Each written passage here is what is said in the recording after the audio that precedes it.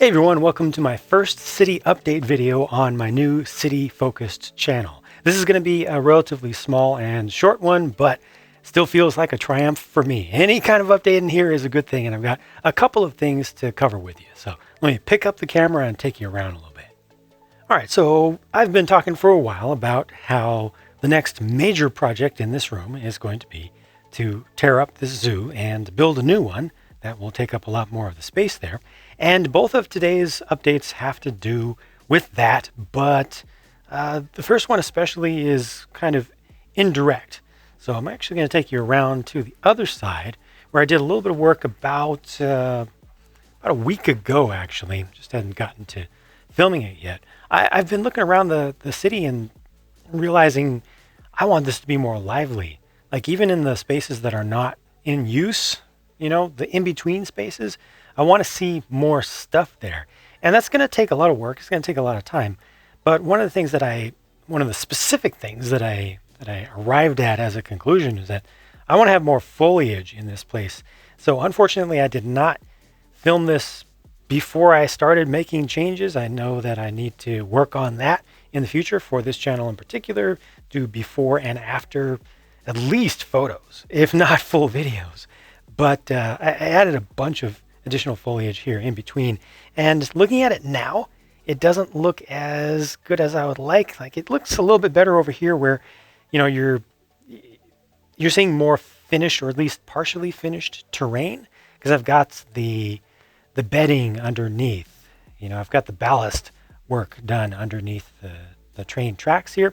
Put just a little bit more down there in the yard area, but mostly it's in between the yard and the outer main line here. Just added a bunch of additional stuff in there where previously it was just all brown. And really what this comes down to, and this is just not going to look that great until I get more of the ballast in here. So that's definitely something that I'm going to want to work on fairly soon, or get back to working on fairly soon, to start filling that in and making this just feel closer to complete so that I can then follow up with more foliage and other small little trackside accessories and decorations and things to add in, as well as figures doing stuff around here. But the general idea here, or kind of the conclusion that I came to after looking around and thinking about what can I do to make the empty spaces better, is that I want this entire city to have more foliage in it. I had previously kind of in-universe thought of this idea of it not being a particularly rain-heavy area, so like all of that out there would be staying mostly brown because, well, it just doesn't get a whole lot of water. It doesn't get a whole lot of precipitation.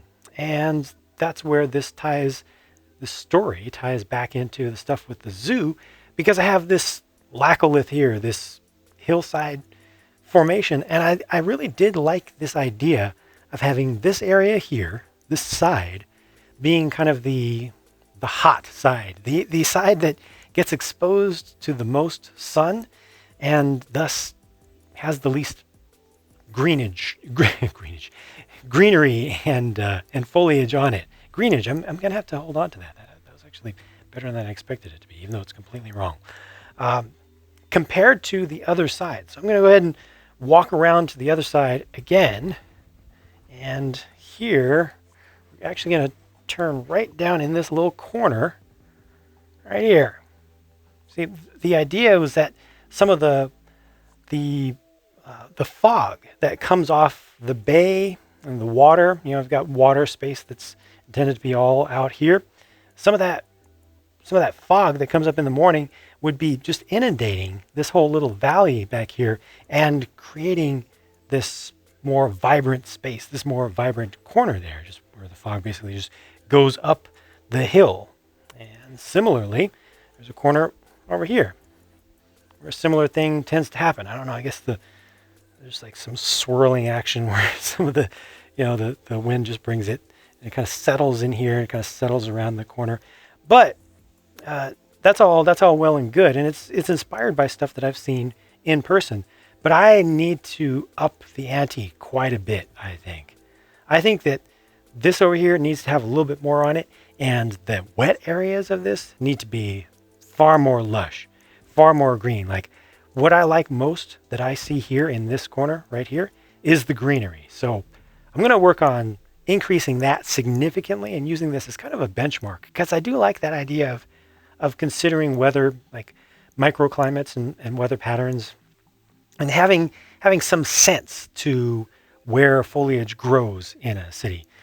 So all that I've done since the last time that you saw this space was just back there in the train yard.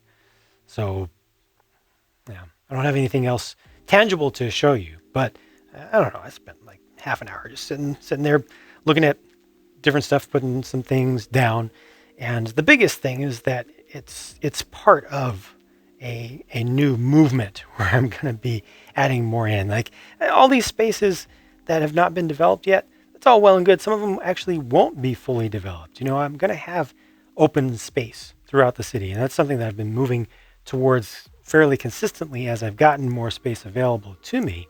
The idea of having areas that don't have buildings in them, even though obviously there are plenty of spaces that need to have buildings added yet, or at least that need to have small non-custom buildings swapped out to put in some larger custom ones. Still preserving some spaces like I did in the downtown area with the plaza, where that's most of that's going to stay fairly open. Added back a playground area. I'm also going to have, I'm going to try to have a little bit more open feel to the zoo once I redo that, even though it is going to extend out into what is presently unused space. But I'm just thinking about that more, as I evolve my thought process on the entire city. And then for the second thing that I wanted to talk about, well, I just need to show you. These are my first ever official Lego monorail pieces.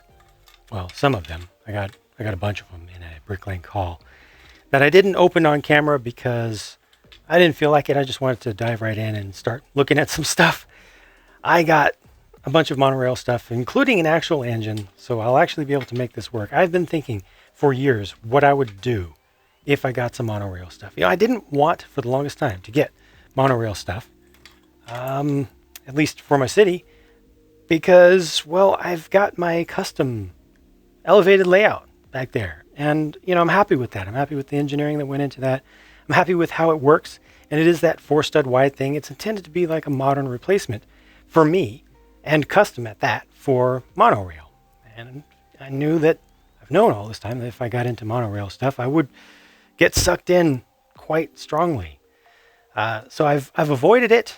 This is just the restroom that I never readapted once I moved the zoo over to its most recent location, but no need to worry about that now that that's going to get torn out. But I went ahead and finally took the plunge, got my first monorail stuff, because look at this scene right here. Okay, so coming back to the zoo, thinking about the zoo, thinking about the hillside over there and how things will integrate. One of the things I'm going to do with the redo to the zoo is use up the space going right up to the hill. Like I don't need to have a fence on this side. The hillside itself will be the edge of the property there. It'll be part of the zoo's own terrain. I'll just have fencing going along here. But when you look at that, okay, so the zoo goes all the way up to that, I started to realize that there's some additional space that's available to me that I can use that doesn't have to be visible to anyone else. And that is space underneath what's going to be the Planetary Defense Force base. Back here where the train goes under, I previously had thought about putting some little Planetary Defense Force base stuff in this space. And I still may do so. But another thing that I may do,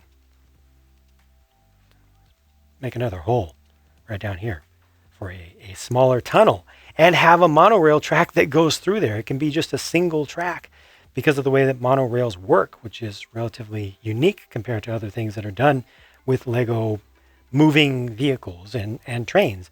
You can have one track, goes in, and it just comes back on its own. That's a natural function of the Lego monorail system. So what I'm considering, what I'm going to make an effort to make happen, is a little zoo train. And how perfect would that be? Me with trains, of course, and then also the idea of a zoo train ride.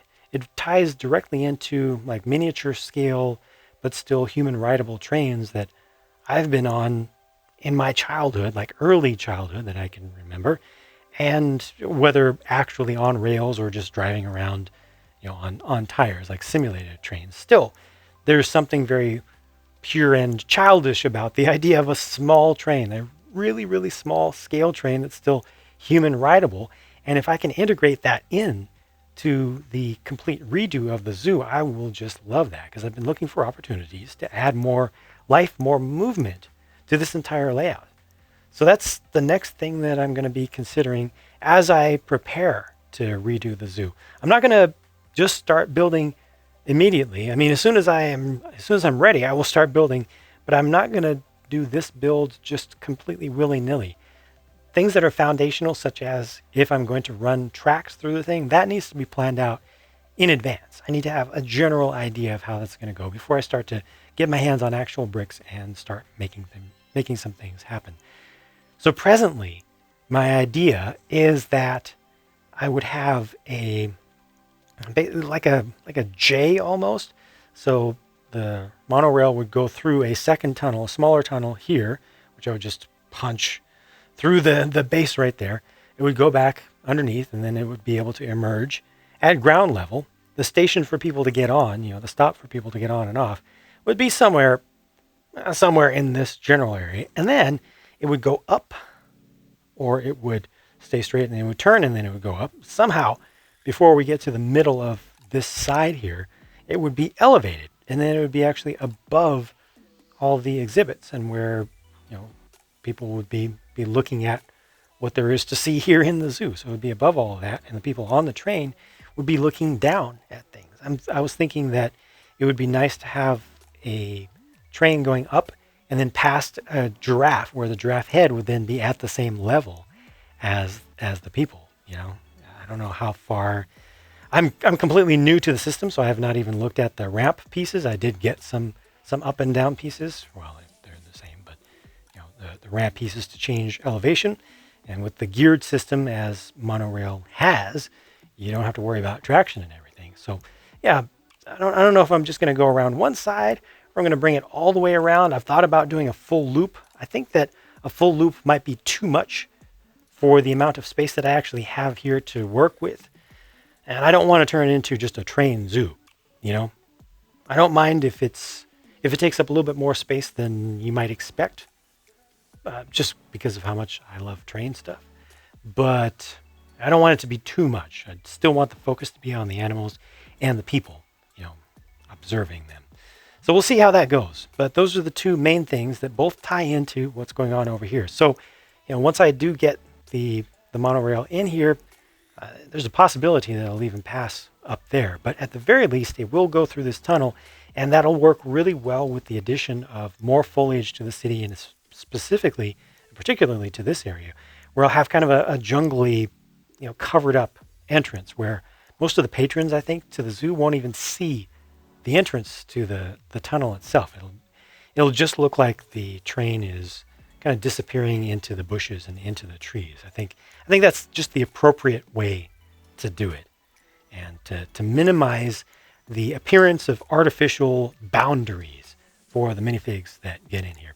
Let me know if you have any thoughts about that. I mean, my old policy remains in place of this city being about my creativity, and I really want to focus on getting my ideas into this. But I mean, come on, this is real life, and there are a lot of you out there who are fans of this, or who are watching along and want to share your ideas. I don't mind it. I don't mind it at all. The very worst thing that can happen is if somebody suggests something, I can be like, thanks, but I don't think that I will do that. It's okay. But still, some ideas, bouncing some things back and forth, especially with folks now on this city-specific channel who just care about the city, who aren't going to be, giving negative feedback just because they want to see more reviews. I think it's just going to be a more positive experience overall, and just more constructive in general. So if you do have any ideas that you want to share about any of the things that I've said today, go ahead and let me know. And I think things are going to work out a lot better than before, thanks to this new channel, which is in large part thanks to the supporters on Patreon who've made it possible for this to even happen in the first place. Thank you for watching this. Sorry, I don't have a whole lot more to show you, but I did want to share some things that are going through my head, a little bit of stuff that I did back there in the train yard area. I'll talk to you again soon.